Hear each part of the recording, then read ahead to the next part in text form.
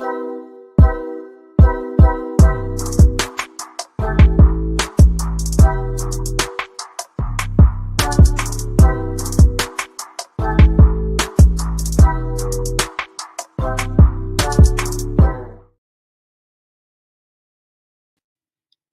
morning, good morning, good morning. Hope everyone is having an amazing morning. It is your girl Tanisha Shanae, Miss Inspiration. We are here on a Friday for Morning Inspiration with Friends. And as always, I have an amazing message. Excuse me. And I should do all this stuff before I press go live. But you know how life is. You know how life is. So today I want to talk about, and I know some things you're going to notice, like she spoke about this before, because we might have brand new people. So you see right here, you see where it says like, and you see where it says subscribe. Make sure if you're on YouTube, you hit the like button, and you also hit that subscribe button so that you can join this family and you can be a part every morning, Monday to Friday, 7 a.m. Central, 7 a.m.-ish sometimes, 8 a.m. Eastern. And if you are watching on Facebook, you can always catch the replays after 30 days because Facebook is now deleting stuff. So after 30 days, you can come along with to YouTube and you can watch this live and watch all of the different replays that I have since I've started Morning Inspiration with Friends. So, but yeah, so this morning, I just been, this topic comes up a lot, whether I am speaking to people in like a group setting, or I'm engaging with people on social media, or a lot of it really comes from my own dating experience. Like, just, I can't say dating experience, just being on dating apps and engaging with conversations with men. And this is no target towards men at all, but one thing I have noticed is that a lot of people just don't know what makes them happy, right? And you deserve joy too. And if you're one of those people who are often, questioning, well, what does make me happy? What brings me joy? Then this is a conversation for you. If you know someone that is struggling to figure out what makes them happy, what brings them joy, please forward this message to them. Invite them to this conversation because I have 3 great points that can possibly help them. So the first thing is that I notice is people don't realize that your happiness, your joy, this is just your own personal defeat, right? That's something for you personally to tap into, because it's your journey. It's not someone else's vision, and it should not be someone else's vision. This is the reason why, and I'm talking about from the dating standpoint, when I do engage and I encounter men that will say, and I'm saying, and this is, I'm telling you what people have said. These are not assumptions. People have said, well, I can't wait to get a woman so that, I could do things with her and then I could be happy. No, because now you're going on her journey, right? You're gonna take hold of her vision. And yes, we do hear happy wife, happy life. However, I do believe, me personally, that you can still make her happy and you can do things that's gonna make you happy, right? There are some couples that they might do 80% things together, and then that 20%, they explore their own personal interests. And the problem is that most people don't have their own personal interests. And this is where we see like codependency. This is where we might see couples, someone might not be very used to someone like always there. And it's like, oh my gosh, like I wanted to do this by myself. So you just really have to think about that. So, like I said, I hear that often. So I want you to ask yourself, like, what brings me peace and pleasure, right? What brings me peace and pleasure? And you know what? No one can tell you if this is a good thing or a bad thing. You can only answer that question for yourself, right? What you may find peaceful and pleasure, I might not find that, right? And that's fine because we're not on the same path. We don't have the same vision.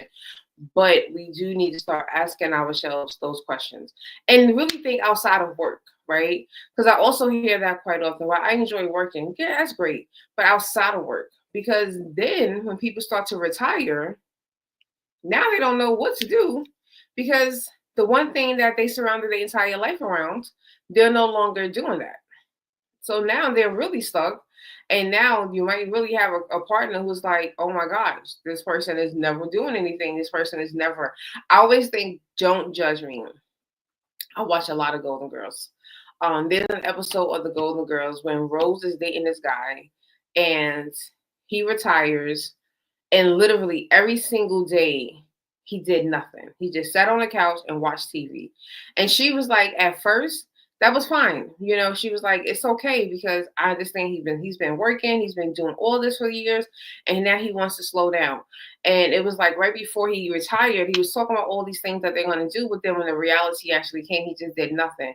And that bothered Rose because Rose had a reactive social life. She was volunteering, she was still working part-time, she's hanging out with the girls, they're doing things, they're traveling, they're going to the movies, all the other stuff, they're going on dinners and plays. And here you are with someone that you want to be with, you want to spend this time with, and this person is just like, no, no, no. And so she ended up breaking up and ending that relationship because of that. And that's what I'm talking about. So many times people will say, oh yeah, when I retire, and you retire with no plan. Right? You still have no interest. And now you realize you and this person may not even be compatible. I know random Golden Girls uh insert here. But so think about that.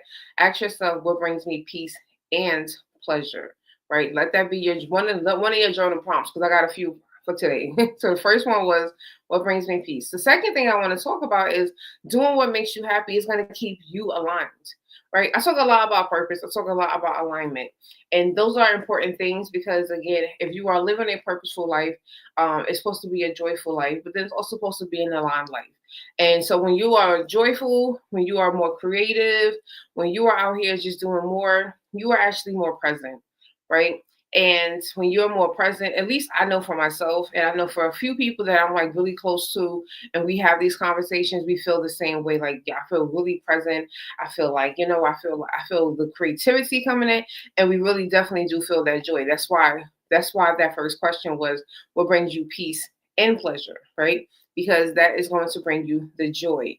So it's not going to, you have to keep just figuring out this is why conversations about values are important, because when you know your values, this is going to help you to align with the different activities and the different things that is going to make you happy, right? So you really have to think about it from that standpoint. So I don't want you to feel like, oh, my life is this way, and then the joy is going to come, and it's going to just now be extra joy. No, that's going to be your fuel, the fuel that's going to keep you aligned, the fuel that's going to keep you creative, and that's going to keep you happy. Like, that's it. The third thing that is that you can't expect others to make you happy, and I said that earlier, right? Even if you don't know what that even means, right? So attaching to someone else's happiness is not a good thing. But if you are in the season of exploring, that might end up being what it is, right? You might start tagging along. You might start inquiring with your friends, your family. Hey, so what are you interested in? Like, what's your thing? And you might try it out with them. You might go on a hike with them. Like, so when I first moved to Tulsa, hiking is like a big thing here. We have like different trails. There's a lot of trails throughout the city. And like one of the first things that a lot of people would do was to go hiking. Now, necessarily, these are people who are not necessarily into hiking, but it was like, let me try it out, you know, especially if they were physically able to. So like when I first got here, my knee was real bad. Ooh, as I say that, my knee pops. And so I could not partake in that, right? I was not gonna put my health at risk and put my body at risk. But I said, okay, cool. I'm not gonna do the hiking, do the trails, because it could have inclines, it could have deep steps. But then I found a group that, they went walking in the park, they were walking in the gathering place. Um if you want to explore anime, right? I know someone that might have had some interest, not really sure if they were really interested in anime growing up. So they decided they found a group, right? There's groups out here. Meetup is one of them. And you can go and join a meetup group and explore that particular opportunity. So that's how I would want you to uh, tag along with others. But I don't want you to do the situation where you're sitting around waiting. Some of us might be single. Well, when this person comes, then I'll find some interest. I'll just do everything that this person loves to do. No, don't do that, right? Don't do that. Don't say that when this person comes into my life, then I'll be happy. Mm-mm, right? And don't voice that. I'm gonna tell y'all something. The one thing that I have given feedback, if I'm giving feedback to someone as far as dating, it has been that. Like, women don't want to hear that. We don't want to hear, oh, yeah, I don't have any interest. I'm gonna just do whatever. I've been waiting for you to come into my life, and I'm gonna just do whatever you want to do because I want to do that. And I have no life. No, that's not appealing. And no one is really out here enjoying to be that person's, like, I call it a life tour guide. Like, I don't want to be your tour guide. I don't want to do that.